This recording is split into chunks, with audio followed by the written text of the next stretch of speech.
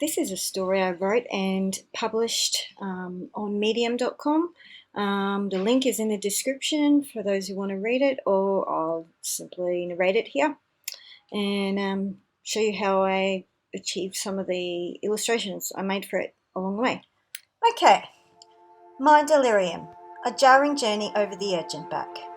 May 14, 2022, around a week after my deceased son's birthday and Mother's Day in Australia, was a rainy Saturday in Brisbane, where I'd been living alone for 6 months in my own city apartment. A heritage warehouse conversion, the apartment featured charming 3.5 metre high ceilings and large windows, making it the perfect pad to display my paintings. I'd already voted in the upcoming federal election some days earlier, feeling optimistic about a possible change of government and life in general. Indeed, my life had featured some really high points of late. Aside from having caught one of my favourite bands whilst holidaying in Sydney that autumn, I'd been going strong on the home stretch of my psychology degree and had just completed some of my most complex paintings to date. Plus, at the age of 47, I was still fit, doing 2 cardio HIIT workouts per day, along with a personal dance workout that demanded the same sort of elevation and flexibility of which I'd been capable in my teens.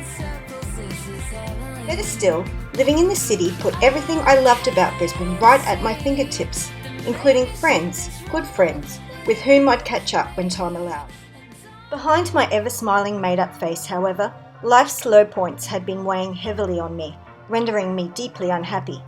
A devoted mother since 1996, at the age of 21, I'd become consumed by a permanent feeling of uneasiness since moving away from my children in late 2021. Not only was the loss of my beloved son in 2018 to a horror car crash constantly on my mind, but I was now barely seeing my precious teenage daughters, their visits to my hometown few and far between, compounded by distance and a difficult legal situation. It was not that my daughters needed me, but I who needed them, and pretty soon, even simple chores like cooking, cleaning and washing for my family had metamorphosed into super fun but elusive activities in my mind. It was as if the very staples of my existence had been torn away, leaving me to fall apart at the seams. On top of that, I'd been stuck in a dizzying on-again, off-again relationship. When it was on again, times were great, spirited adventures and fun-filled nights amidst the twinkling city lights. But when it was off again, I'd invariably embark on a depressive bender, each morning waiting nervously for the liquor store down the road to open at 9 a.m, ahead of the typical 10 a.m, to get my daily fix. I'd even developed a knack for saving my last 2 drinks for the walk down there to prevent my hands from shaking as I swiped my debit card over the EFTPOS machine. With the help of an incredibly convenient large handbag, I could easily hide my vodka bottles away, denying even myself a glimpse of my addiction during the walk home. I walked with a spring in my step each time I'd climbed the hill back up the end of Queen Street to my apartment.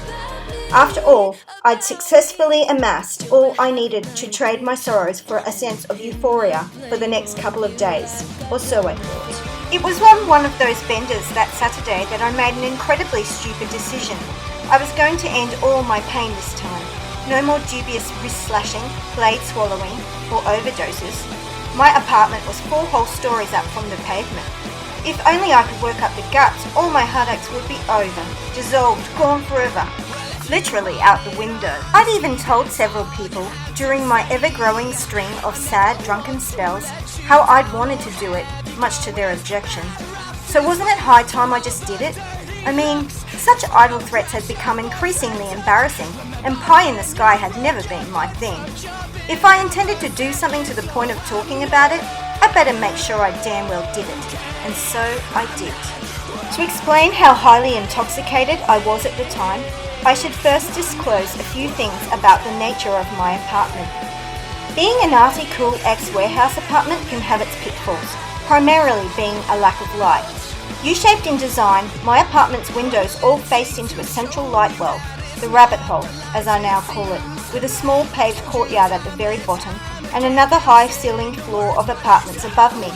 If one wasn't alert, it could be difficult to gauge whether it was night or day, since the lights inside had to be on regardless. Not only did the microwave in my kitchen have only a 12-hour clock, but I was so up to my eyeballs in vodka at the time that the little AM PM on my phone and laptop would have been indecipherable. In fact, I was certain it was Saturday night, another depressing Saturday night spent heartbroken and alone in the middle of the city. Don't get me wrong, had I been younger, I'd have dolled myself up and headed out to the clubs alone in a bid to shake off the blues. Now, even if I still enjoyed the latest music, fashion, and discussions with the young, I considered it cringy to go out alone among crowds of people the ages of my children. In any case, it was at the time, unbeknownst to me at the time, only Saturday morning. Far out as I bent over the sill of my lounge room window to size up the depth, all I could think was that it was so high. My next few sweets would have to come straight from the bottle and be a lot. Climbing onto the ledge was a simple feat since my lounge sat in front of the vast, sliding, unscreened pane. I told myself what I had always in life to motivate myself, usually to achieve positive things. Just do it, damn it! I remember the split second I thrust myself forward, away from the ledge, and it wasn't with a pang of regret, as others who've attempted suicide recount. I was glad I was actively destroying my previously charmed life that had slowly but surely, over the past 10 years, become impossible to bear. Lights out, I have no recollection of landing, nor of the searing pain that slamming my body hard onto concrete from that height should have caused. Only a brief vague memory of seeing and hearing someone at the bottom approach their door to their courtyard from inside. Although I certainly had no grasp of my body's position in space relative to them in that moment, for I somehow watched from above. I still feel badly about what those poor people must have witnessed. I mean, in my drunken impulsiveness, I had not for 1 minute considered the impact it might have on them. To be fair, it could be hard to tell which of the apartments in that building were occupied and which were not, since the light wells had the effect of distorting the direction of sound, and I had never witnessed anyone using that particular courtyard. Regardless, I have no memory of the ambulance arriving, or in fact, anything for days afterwards. When I finally did come to, I was informed I'd been on life support for 6 days in an induced coma and had undergone multiple surgical procedures. Still in the ICU, I was now on an ordinary bed with nasal cannula, drip, catheter, C-tube and monitors in place. Fentanyl, oxycodone and ketamine came in quick supply, but still, I screamed out in pain an awful lot during those days. It was no wonder too, considering I'd sustained some 14 fractures in total, including to my pelvis and spine, which were now holding together with the aid of multiple internal fixations. Supposedly, I'd been told, I was lucky to have survived, lucky to have avoided serious spinal cord damage, lucky to have avoided serious injury to my head, despite there being a large contusion on the back of it. And yes, the surgeons had done a remarkable job and should be commended for such, but as far as I was concerned, I should have been pushing up daisies, not experiencing a fate worse than death. Peering towards my long-time dependable dancer feet, now shuttered inside, ankle broken, I glimpsed my toes scissoring away from one another. The various bruises and sutures were a given, as was a broken front tooth from the life support machine. But the pain in my back, whoa, it was excruciating. No matter how many times I pushed the analgesia pump that, in my confusion, kept becoming lost within the bed sheets. I told a nurse that, given the chance, I would be riding the elevator to the top of the hospital and jumping off, and she questioned how I planned to walk to it with all my broken bones. For me, the seeds of frustration over continuing to exist, now with an even lower quality of life than before, had not only been sown, but were sprouting vigorously. To be sure, I had always felt the one meagre solace my son's life had been taken by his accident was the fact that he, as a talented athlete, had been spared the immense frustration over having to live with extreme disability had he survived. And here I was, myself facing that very situation, of course, minus his even more serious injuries, which left him drifting in and out of consciousness, still trapped in the vehicle until he died. Expressions of, "I'm so glad you're alright," made me somewhat livid. In fact, I felt the only logical response I received came from an ex who inquired, "Didn't you know you needed to go higher for it to kill you?" This is strictly not correct, of course. being more a case of how I'd landed, or as I suspect, the fact my number wasn't up. I should add at this point that I absolutely detest being hospitalised to the degree that I'd do just about anything to escape. I mean, the ICU is a place of organised chaos, whether one is stone cold sober or hallucinating madly as I was. But if I was deranged, I was certainly not alone among the patients. I remember commenting to one of the nurses, "This is the madhouse." She at first assented, then relented. "You're right," she said, "this is the madhouse." What had happened was not at all clear in my mind. Instead, I had an elaborate memory of having jumped out my window a couple of months beforehand, simply standing again and taking the lift back up to my apartment, where I'd recovered just fine before jumping again this last time. What's more, I was convinced I'd been walking around the ward for the past few days, had simply elected to have some surgeries, and should now be allowed to head home to recover, just as I'd managed to the time beforehand. Of course, all this was completely impossible, given the extent of the fall. There had naturally never been any prior jump from my window, despite it seeming so clear in my memory. In the meantime, there were occasions when I was so high on ketamine, I felt I was surveying the world from above, absorbing its breathtaking natural beauty as I travelled, drone-like over coastlines and deep into forests. The second I closed my eyes, vibrant patterns came flooding through my very soul, a celebration of my existence. No stranger to psychedelics, I found the ketamine-induced hallucinations to be typically fun and deeply rewarding, at times too intense, but nevertheless, the kind where you knew you were simply tripping out.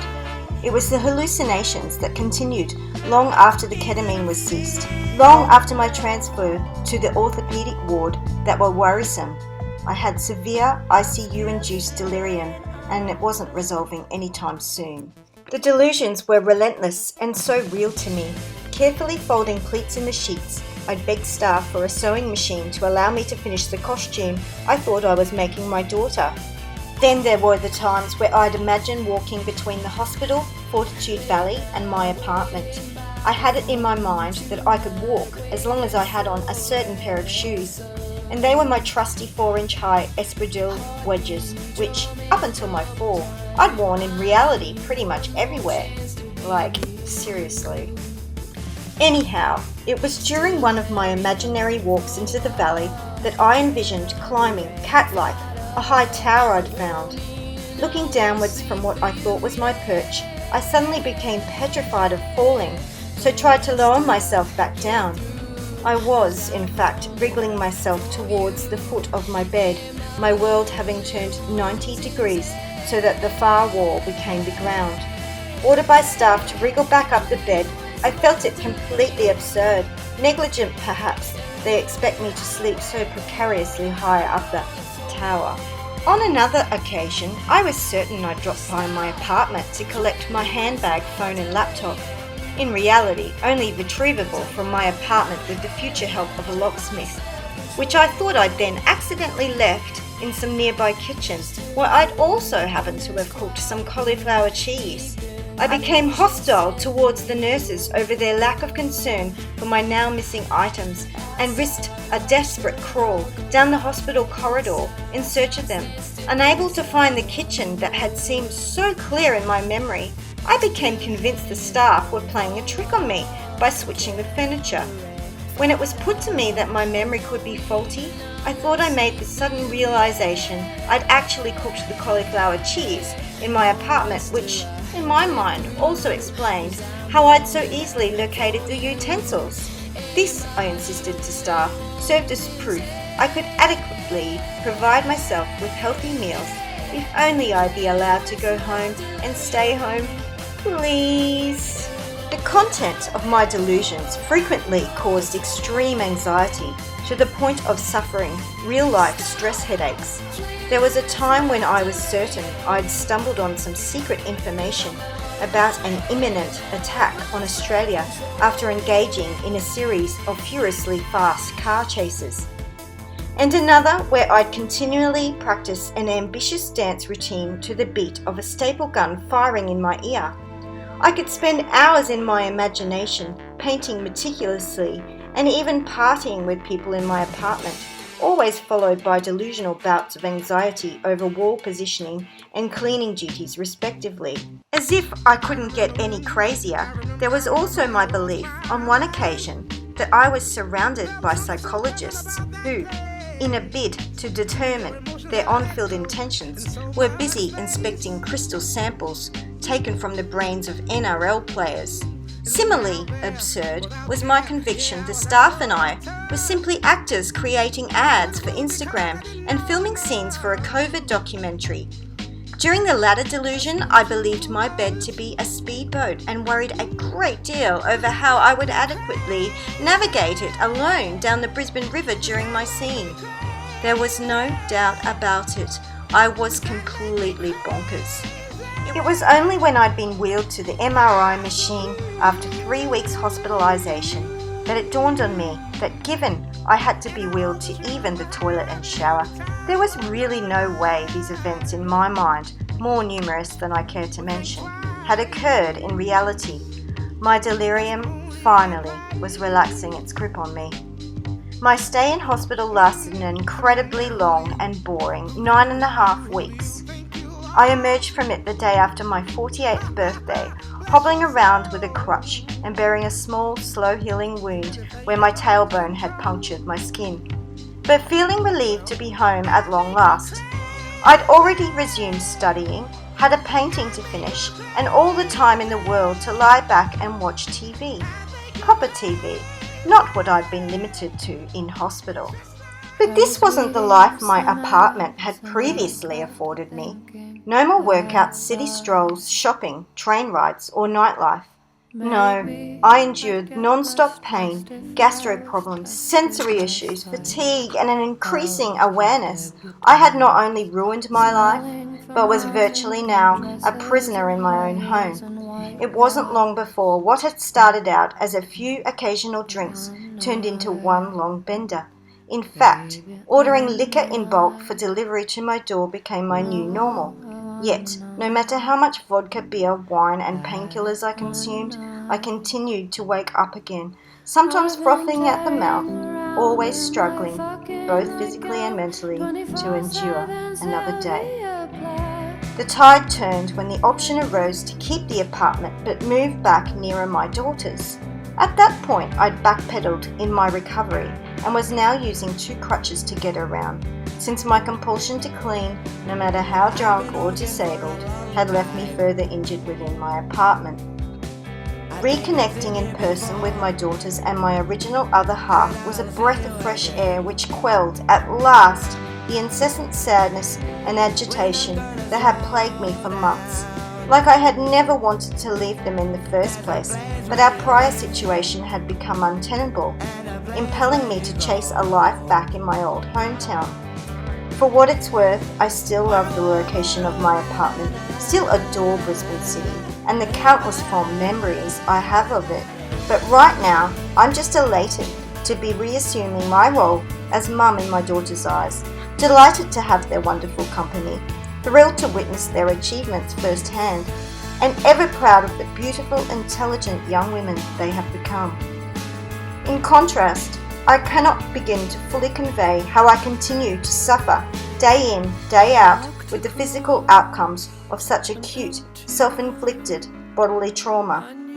Sure, many of my earlier problems have resolved, and I can walk without crutches now, but presently I do so with a limp, as well as the spine and pelvis, which not only struggle at times to carry me, but whose metal can be felt deep within my flesh.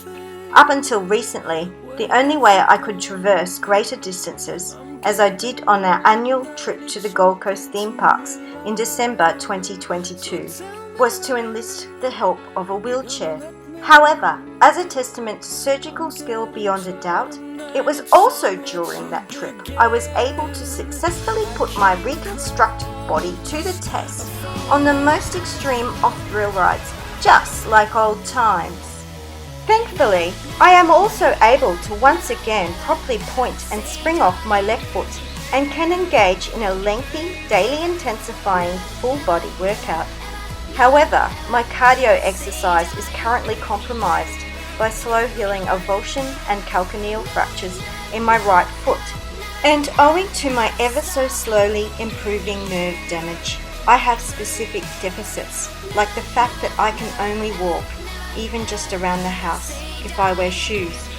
For someone who was running a beep test score in the excellent range for my age at 47, I am truly a shadow of my former self at 48, thanks entirely to my own volition. All the negatives of my physical condition can at times become overwhelming, so I choose to focus instead on what I have left. My mind, it seems, has bounced back just fine from its delirious state, allowing me to continue achieving top university grades and creating art that is of the standard I set myself. Of course, I'm also happy to be here for my girls, albeit as little more than a maid and occasional hairdresser these days, but I wouldn't miss our conversations for the world. As for drinking, I still regularly do it, but not like before, not in a daily pursuit of oblivion. Perhaps most pleasingly, I've grown spiritually in spades, and believe wholeheartedly my son was correct when he said repeatedly, just weeks before his unexpected death, that we are here to help others above all else. In any case, there is still the chance I will make a full recovery. Now, the next 3 paragraphs are somewhat controversial, so I'm going to skip to the final closing now and add them at the end with no music and minimal visuals. In closing, I give my heartfelt thanks to all who helped me through those very dark days, from the staff at Royal Brisbane Hospital and STARS to the people I love, both family and friends, with their hospital visits, phone calls, messages, online comments, errands, lifts, gifts, and above all, offers of personal support. All is forever appreciated. Thank you for watching. Nevertheless, at the risk of sounding ungrateful, I remain unconvinced the tireless efforts to ensure my survival were entirely worth it. Not that the health professionals had any choice in the matter. But I mean, at the time of jumping, I had lived an extremely eventful 47 plus years, which meant I had already outlived the average 19th century female by 5 years. These days, the world is so ruined by overpopulation that a good portion of the younger generations feel obliged to remain childless. So you can't blame me for thinking the massive number of resources employed to save my life, against my wishes, was quite the waste, especially when it might have been kinder to put me out of my misery like a pet in pain. Add into the bargain the fact the recovery process has been and continues to be somewhat of a living hell, and you might understand why I still hold some resentment towards my survival, a survival which, so far, is devoid of any physically demanding dancing, of hiking and jogging in the great outdoors, and so much more of what I used to enjoy. Some might consider me to suffer from depression, but it could only ever have been regarded as mild. For I have always been a super productive person and taken good care of my appearance. Indeed, whenever I've not been trying to kill myself over some intensely tough reality, I am a highly determined creature who plays hard in this game we call life. At any rate, I won't be trying to kill myself again, lest I fail, yet again. But neither do I see suicide as an irrational reaction.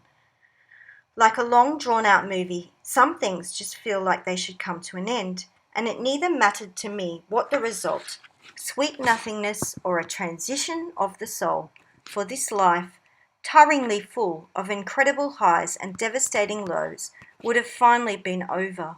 To that end, I quote Hunter S. Thompson, who, by 67 years of age, was riddled with health problems and subsequently ended his life on his own terms. 67, that is 17 years past 50, 17 more than I needed or wanted. You are getting greedy. Frustrated, fatigued, frail, full of titanium and fraught with pain at the age of 48, I too can't help but feel I have already lived many more years than enough. Yet, in spite of that fact, life goes on, and all I can do is somehow try to enjoy it as best I can.